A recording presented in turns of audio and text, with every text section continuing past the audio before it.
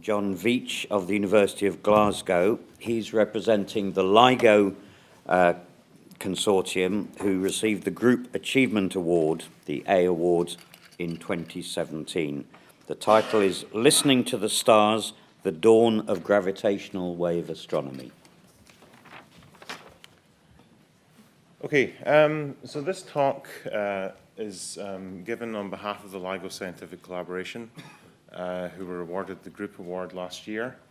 And this was for work that was related to this first discovery of gravitational waves from a coalescing binary black hole system, which was published in Physical Review Letters. And I'm sure you've all seen this diagram probably many times by now and are thoroughly sick of hearing about it. This talk was originally scheduled to take place last year, but after a certain event came along in August, we decided to reschedule it to make it more interesting with more up-to-date results once they became ready to disclose publicly. So I'm going to actually tell you a bit about both of these events, both the first detection of a binary black hole. Is this the laser pointer? Ah, there we go. Of the binary black hole system, and of the more recent binary neutron star system that was detected last year and accompanied by a whole host of astronomical observations across the spectrum. So first of all, just in case you weren't aware, gravitational waves are waves in the gravitational field, which, as we know, is a curvature of space-time. So the effect of a gravitational wave is to change the distances between test points as it moves through space in a manner like this. So if a gravitational wave was going into the board, you would see either a test ring being distorted in this kind of pattern. There's two different polarizations, just as there are for light, but unlike light, they're not at 90 degrees, they're at 45 degrees because of the nature of the gravitational field. And if you prefer, then you can write it down as a linearized Einstein equation and solve the wave equation to show that they do exist.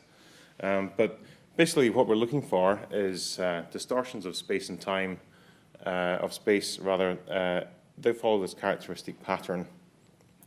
So there's been a fairly long-running effort to look for these things over several decades. And just like there's with light, there's an entire spectrum of gravitational radiation, which ranges from the very, very long wavelength, which could be caused by fluctuations in the early universe and density and so on after inflation, up in, these would have periods, or rather wavelengths, that are comparable to the size of the universe, so extremely low frequency waves. Moving up, we have the kind of sources that could be due to supermassive black hole binaries orbiting each other, and those may be detectable by pulsar timing array type instruments. Moving upwards again, we have in spirals of small black holes into large black holes and the coalescence of massive black hole binaries and the orbit of white dwarf binaries in our galaxy. These are all type of sources that would produce waves detectable by space-based interferometer, such as LISA. But the main focus of this talk is at the high frequency end, as we would know it, which is accessible by terrestrial instruments such as LIGO and Virgo. Now, when I say high frequency, I'm really talking about audio frequency. So if your ears were about a billion times more sensitive, you might be able to actually hear the type of things that we've been looking at. But luckily, I have been able to amplify them for our listening pleasure. So how does this actually work? Well, we are able to detect these distortions in space. Remember, this ring of test particles is moving like this. And the way that we do this is using a very much enhanced version of the Michelson interferometer, where you have a laser that goes into the two arms at the beam splitter. As the gravitational wave comes past, it changes the length of the arms. And so the light no longer is remaining in phase when it recombines at the beam splitter. And so you end up with an interference pattern at your output photodetector. So you're looking for periodic variations in the detector output, and then you know that something's happened. However, this does not give you something that you can point, so gravitational waves are much more, gravitational wave detectors are much more like microphones than they are like telescopes. So when you set one of these things up, it's much more sensitive in the direction directly above and directly below, but there are areas along the arms where it's insensitive, but it, generally speaking, can listen to a large fraction of the sky. So it's a bit of a challenge to actually determine where a gravitational wave has come from. You all start by hearing the bump, and then you have to work out where it came from, and hopefully follow it up with electromagnetic telescopes as well. So there's a worldwide network of these ground-based detectors. All three of these ones are now operational. There's a site in Hanford in Washington State in the US, and Lago Livingston in Louisiana, down in the swamps. And over in Pisa, or just outside of Pisa, there's the Italian-French consortium Virgo, have built a 3-kilometer long arm-length detector. And these are expected to reach a sensitivity in the next few years that they were designed to. They've basically been working their way up. They're very delicate instruments, so it takes time to commission them, and they are gradually getting more and more sensitive as time goes by and people are able to eliminate noise sources. So at the moment, we're sitting right about here where this green curve is. The detectors are currently off, and they're currently being worked on to upgrade them, and then we will be able to push the noise levels down a bit further until eventually we get to this design sensitivity around about here. And at that point, we would expect to see order of tens of signals from binary neutron stars each year, and possibly even more from binary black hole systems. So in order to actually build these instruments, it's a worldwide consortium, of which I am only one part in 1,000. There's a very strong UK contribution, however, so I wanted to particularly highlight the efforts of our colleagues in this country who've worked on this for a long time. And what we actually managed to build, this is a nice high-resolution photograph of the detector in Hanford. So this is the interferometer, as you would expect. The arms here are 4 kilometers long, because if you want to detect a tiny, tiny variation in space, it shows up as a strain. So the longer the baseline you measure over, the bigger the effect is. So it helps to have long arms, and it helps to have very sensitive measuring devices in each of these arms. So in each of the arms, there's a laser cavity. It's not quite the simple Michelson interferometer I showed you a minute ago. So at the end, there's these very specially created mirrors. Each of these weighs around 40 kilograms. And so they are the kind of reference points as the laser propagates up and down in the cavity and eventually recombines. That allows us to reach the levels of sensitivity of 1 part in 10 to the 21 that's necessary in the measurement of the length of these arms. It's quite difficult to relate that to a human scale. So, for example, I'm sure you'll intuitively grasp if I say that the length of this arm changes by about 1/1000th of the width of a proton, then we all know what we're talking about, right? So they're really extremely sensitive instruments. They're picking up earthquakes and any seismic activity all over the Earth can knock them out of lock. So they have to be very well isolated, and this is the technical challenge that's taken us years to actually achieve. Not helped entirely by the local police department, who do insist on driving around the desert in the middle of the night, not looking where they're going. If you're talking about hitting the side of a barn, I mean, this is 4 kilometers long. You'd think that we'd know it was there. So with these kind of ground-based detectors, we're really looking for sources in the audible frequency range. And we kind of broadly categorize these into 4 different types, depending on whether they're short or long, or transient or continuous, and whether we know what they were expected to look like, or whether we really have an eyes wide open search. So, for example, you can divide up our different classes of potential sources in these 4 categories. The one that I'm going to be talking about is binary mergers, because those are the ones that we've seen. So for the rest of the talk, I'll just focus on mostly on the first detection of binary black hole, which is shown here, and also on the binary neutron star. And as promised, this is an audio talk. And that's what it would sound like.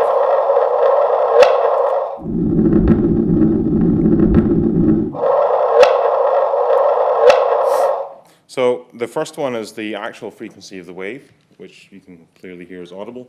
And the second one is pitch shifted to make it a bit more obvious, but thankfully the auditorium has good sound systems, so there's no need for that.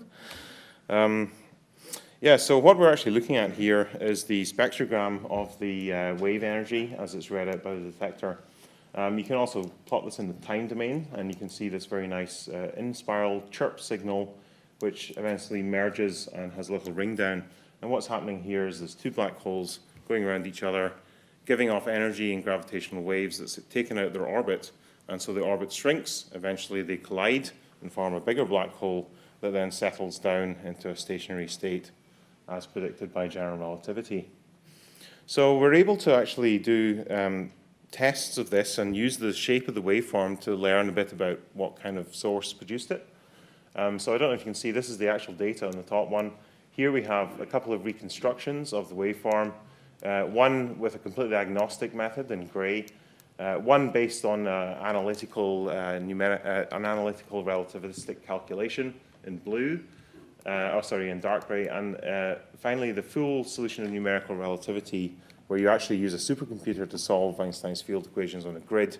And you can see that actually there's an extremely good agreement between the observed wave and the one that we can reconstruct from the simulations. So those simulations, those waves actually, the information that's encoded in them is primarily the properties of the black holes themselves, the masses of the two black holes and their spins being the most significant quantities for the shape of the waveform. So this is the kind of setup that we have. There's two black holes in orbit with a total angular momentum and spin angular momentum on each of the black holes. And as they orbit, this spin vectors can precess around each other because there's actually spin-spin coupling in general relativity. So you can actually encodes quite a lot of information in the waveform. So even with the kind of order of a dozen or so cycles that we were able to see for the first binary black hole detection, we're able to measure the mass of this, each of these black holes to be around about 30 and 35 times as heavy as the sun, which is much heavier than any of the stellar mass black holes that we knew about up till that point. Unfortunately, the spin information, it's quite difficult to extract that from the waveform if you only see the very end of it. The spin and the precession tend to have an effect over longer time scales. So for these binary black holes, there's not a lot that we can really say about the spins, other than they're kind of consistent with zero, but they could also be, anywhere in this blue regions that are allowed. So those numerical relativity simulations also make for very nice movies. So I just wanted to show this one to show you what's going on with the gravitational field. You've got your kind of classic potentials in color and the field vectors in the arrows. And so here we have the binary black holes. They've just about entered LIGO's sensitive band at this point. We've picked up the signal. The orbit is shrinking, as you can see. They're moving closer together. And gradually, they will eventually come within the innermost stable circular orbit, where they can no longer maintain the orbit, and they have to coalesce. Oh, and it slows down, so it's going to take even longer. It's a nice slow motion movie. But you can see the outgoing wave fronts here, and in just a second we have the waves, the black holes coalescing, forming a larger Kerr black hole, and it's settling down. You can see it's got these ripples coming out. That's the perturbed black hole shedding its extra hair in the form of gravitational radiation to form the very simple object. So there you go, there are the outgoing waves. And likewise, I like this one just because it's pretty. This is what it would look like if you were standing next to it and trying to observe the background sky. So you can really see the distortion of the space-time around the black holes. What's quite interesting is when they actually merge, the common horizon forms very quickly and settles down very quickly. There we go. It's just like a soap bubble coming together, or the membrane paradigm, if you're a relativist. Okay, so that was the first one. It was very exciting. There have actually been a few more since then. There's, in the first observing run, we had these, that's the first detection, 15914. There's one on Boxing Day in 2015, which kept us all busy over the Christmas break. And that was a sure detection with a pair of black holes that had a much lighter mass. So here mass is on the vertical axis. There was also this LVT trigger that was a fairly significant event, but not at the level of significance that we were able to say for sure that it was a gravitational wave at that point. Basically, everybody in the collaboration thinks it probably is. So we're fairly confident that that one should still remain on the diagram. We've also been observing in 2016 to 2017 in the second observing run.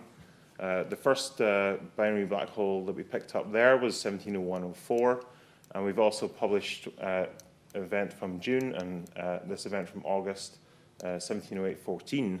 The 170814 is especially noteworthy not only because it's getting back up to the very high mass end, but because it was the first one that was detected by the Virgo detector as well as LIGO. So that was a first for Virgo. A little bit to connect this back to the astrophysics. Well, there are many questions that one can ask about these black hole sources. And they're also telling us things that we didn't know before, the most pertinent of which is that we actually know they exist now. We don't know at what range of mass, like where does the mass spectrum terminate for these kind of black holes. There should be a potential, if there's pair instability supernova that prevent them forming with a mass above 100 solar masses or so, we will actually be able to probe that if they do exist or not. There also appear to be quite different from the binary black holes that we've seen in X-ray binaries. That might be just because they're so massive. You don't have any material to fall in and emit light at that point. So they could be due to selection effects, but then the spins are also possibly different from the X-ray binaries, which tend to have a high spin on the black hole. So it's an open question whether these are really coming from the same type of formation channels or not. So there's a lot of interesting astrophysics that we'll be able to get a better picture of as the number of these events starts to accumulate over time. Another nice feature, which is more on the fundamental physics side, is that they're very good for testing general relativity in the strong field. Just to compare with the previous tests that were down to the double pulsar J0737, here we've got kind of upper limits on some of the deviations that could be due at different post-Newtonian orders. So I should probably expand that phrase. What we do is we take Newtonian gravity and do a Taylor expansion around it, so you get to higher and higher order effects, just as you would in particle physics when you're trying to compute the scattering of two particles. And general relativity gives you firm predictions of these that are only based on the masses. If there were any extra fields present or any extra interactions of that sort, then we might expect a deviation from general relativity to show up at one of these orders, depending on the nature of the extra field or the extra interaction. So up till now, we've basically been able to put good constraints on general relativity from the binary pulsar at 0 pn and at 0.5 pn. But then once you get to the higher orders, because this basically determines the curvature scale, determines how high an order you need to go to, and the binary pulsar is just not in a close enough orbit to actually access these higher order tests. So binary black holes, on the other hand, are very good at accessing the higher order tests because you're seeing the strong field gravity in its nonlinear interaction. Whereas at the low end, what you'd actually prefer to do is observe for a very long time and pick up any timing residuals. So pulsar observations can actually beat us there by a significant margin. But another thing you can do is actually take all your signals and combine them together to actually get a better limit overall. And we did that for the first observing run, and we're currently working on repeating that for the second observing run black hole systems. And you can see that the kind of longer signal for the Boxing Day event, it gives you a better constraint at the low order than the short signal for the first event. So, different types of black holes will let us look at different parts of the theory space, and gradually will eliminate different potential theories of gravity, assuming that general relativity is actually correct. Now, the second part of my talk, I want to just touch on the binary neutron star event, artist depiction here, which happened on the 17th of August this year. So very different to the binary black hole that I showed you a minute ago. Instead of having this kind of spectrogram with a broad bump, we've got this nice long track in the time frequency plane where you can see very clearly the frequency is gradually increasing, and so is the amplitude, until eventually it will merge. But actually that's buried in our noise, because the noise curve goes up again at high frequencies. So we don't quite observe the final few cycles, but we do get a lot of information extracted from the wave itself. So just to compare them, this is the binary black holes, and this is the binary neutron star. So you can get a pretty good indication that there's a lot more cycles here. We're talking about a few dozen cycles in the case of the binary black holes. This is going to be hundreds and thousands of cycles by the time it coalesces. And each one of those is giving you another bit of information about the nature of the source. Now, if you listen carefully, you can hear that there is audio here. So this is the difference between the binary black hole that I played you earlier and the binary neutron star system. It's pretty bassy, yeah.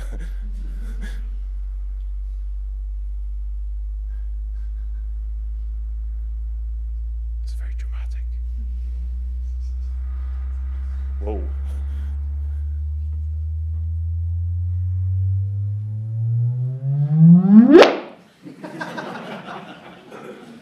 I just love it. It's a comedy sound effect for one of the most violent phenomena in nature. Okay, so with all those extra cycles, we can really start to pin down some of the properties of these systems in the gravitational wave observations. So as compares to those big blobby mass diagrams I showed you a minute ago, for the binary neutron star, we measure this combination of the masses, the chirp mass, which, as you no doubt can imagine, is the combination of them that determines the chirpiness of the signal.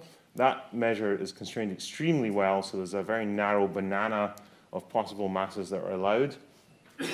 Now, we can take some additional information that we know that there are no pulsars in our galaxy in binary systems that spin faster than a dimensional spin of around 0.04. So if we make the further assumption that this is indeed a binary neutron star like the ones that we already know about, then you can narrow that mass range down even farther to just this range between about 1.2 and 1.4 on the secondary.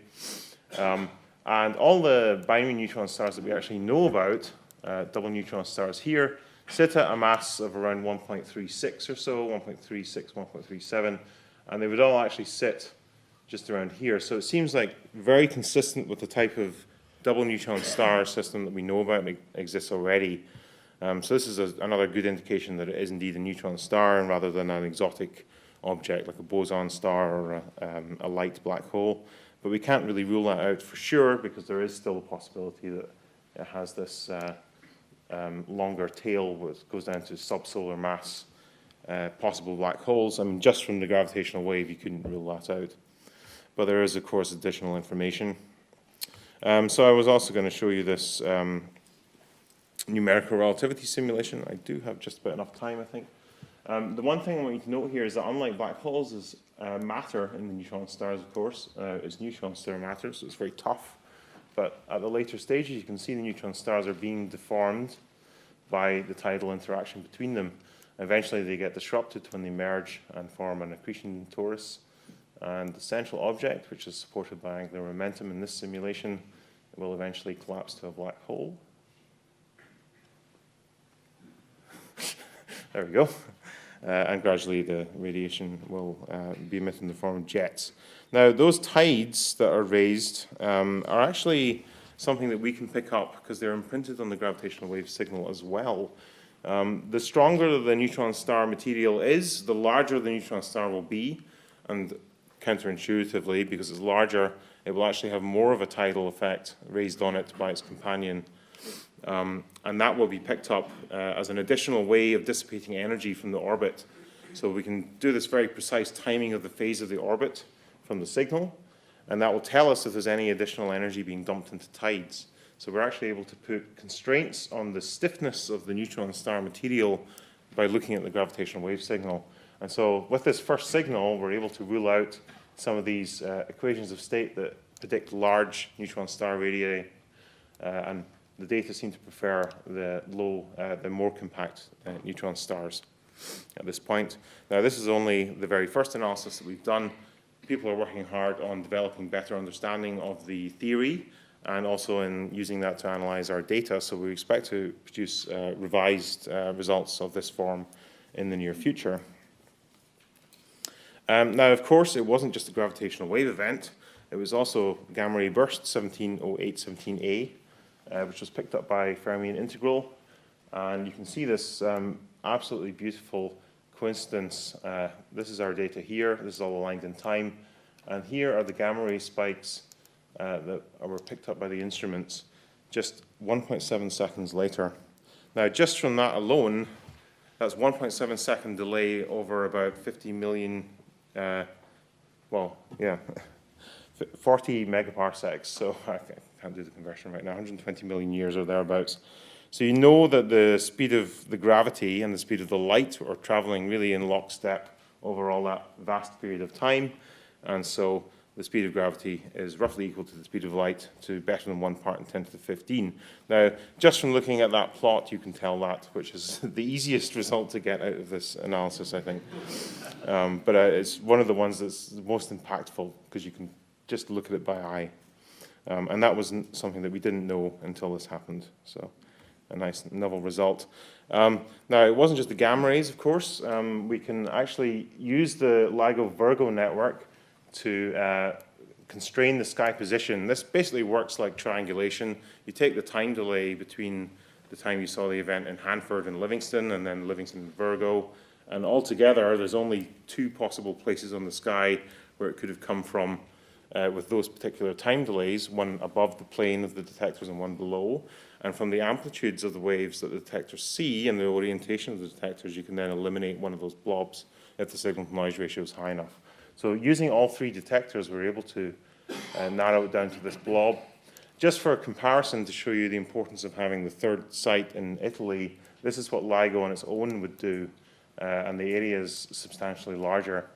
Now, I also overlay here the Fermi GBM sky localization, and you can see that they're all beautifully consistent. And indeed, the world's telescopes, more or less all of them, rush to point in this general direction. And the counterpart object was discovered in the optical shortly thereafter by Swope. So that was then became the most studied object of the year, I'm sure. I'm not sure if Oumuamua counts. Was that? Okay, extragalactic object of the year, certainly. So we'd have to do a comparison. But something like 1/3 of the world's astronomers were somehow involved in the writing of the electromagnetic follow-up joint observation paper. So you can only imagine the hassle.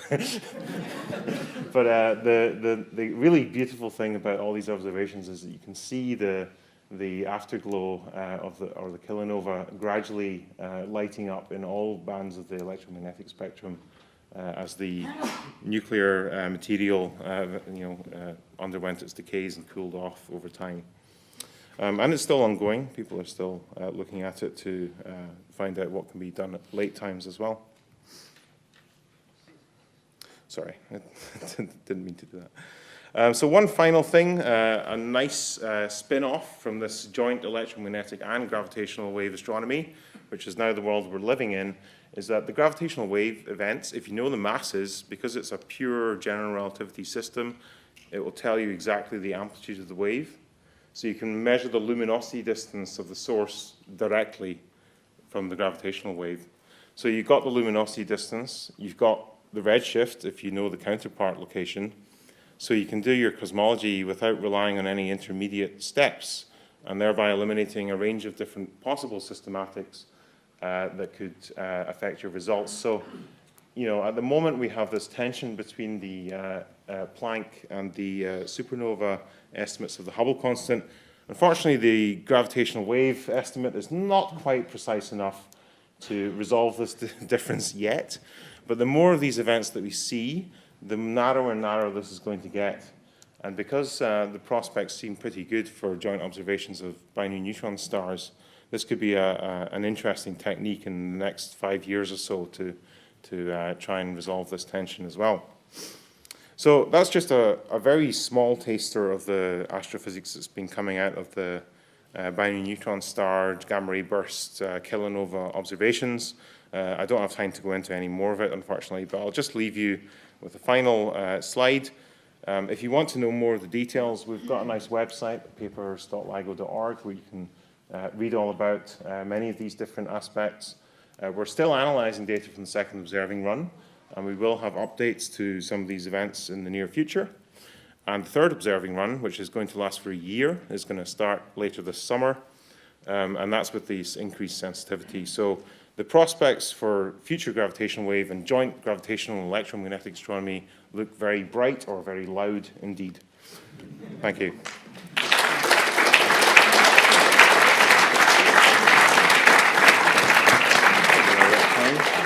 Brilliant. Thank you so much, John. So, this paper is open. Richard, microphone's coming.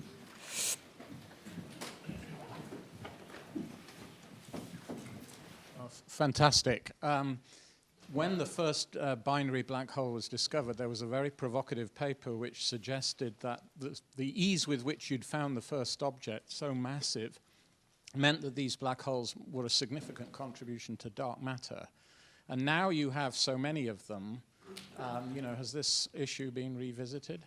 It's an active thing that we're investigating, actually. So we're starting to look not just at the heavy black hole end, but also for lighter black holes, because the thing about heavy black holes, they can be formed by stellar evolution.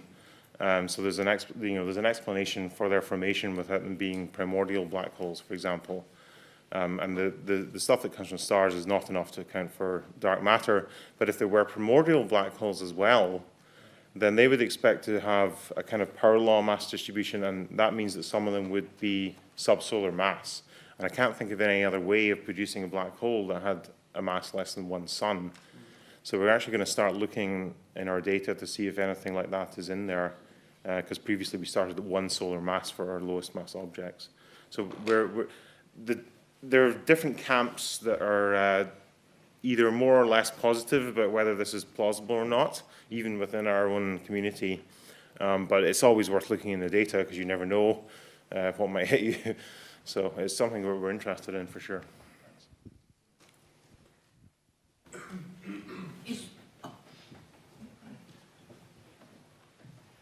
Is there any possibility that the mergers you observed, back home mergers, might be of population 3 very massive star remnants? Yeah, I think so. I mean, we can basically, people have been doing simulations of population synthesis type models where they set up different initial conditions and try and predict the masses of the outcome. From those, we know that to produce stars that produce black holes that are this massive, you need a very low metallicity. So that suggests that the environment that they formed in was either in the early universe or it was in a particularly low metallicity environment of one type or another. Could I ask you a technical question? Yeah. You talked about sensitivity and also need for isolation. Yeah. Is it such that there are no detection of terrestrial interference, or are there terrestrial signals that are easy to eliminate? So yes, there are a lot of different sources. Most of them are transient, in which case the instruments have over 100,000 monitoring channels in addition to the gravitational wave channel. So they have magnetometers, seismometers, and so on. So we can eliminate a lot of environmental stuff that way. But we're always, at the moment we're limited by seismic noise at the low frequency end and more the fundamental noise, like quantum noise at the high end. So man-made noise, it tends to come in short bursts that we can try and veto one way or another. But yeah, that's a big challenge. Steve? Thank you. It's amazing, amazing stuff. So I have a question about your third run. I'm guessing you're going to get to the point where you've got 50 or 100 of these things in the bag. So what can we do to maintain the multi-messenger, multi-wavelength follow-up momentum once we've got a lot of these things? Well, the first thing that we're doing differently in the third run is these alerts that previously we were going to selected partners are going to be publicly available. So anyone in the world can sign up to receive them. And that will reveal the sky location of our potential sources. So it just makes it easier for people to access the data that they need to do opportunistic follow-up. There'll be a lot of interest in seeing whether other binary neutron star GRB coalescences can be detected at all, because this one was also the closest GRB that's ever been seen. So it was incredibly lucky, in a way, to get this event, and it's not guaranteed that there will be so easy to find, easy to find in the future. And, you know, the orientation of the GRB jet and so on is going to be very interesting as well. So I think there's a lot of good astrophysics in that process. And also we hope to try and make it more accessible to the rest of the world with the open alerts. Okay, well, thank you very much. I have to bring proceedings to a close. Could we thank John and, in fact, all four speakers? I think everybody, we live in exciting times, don't we?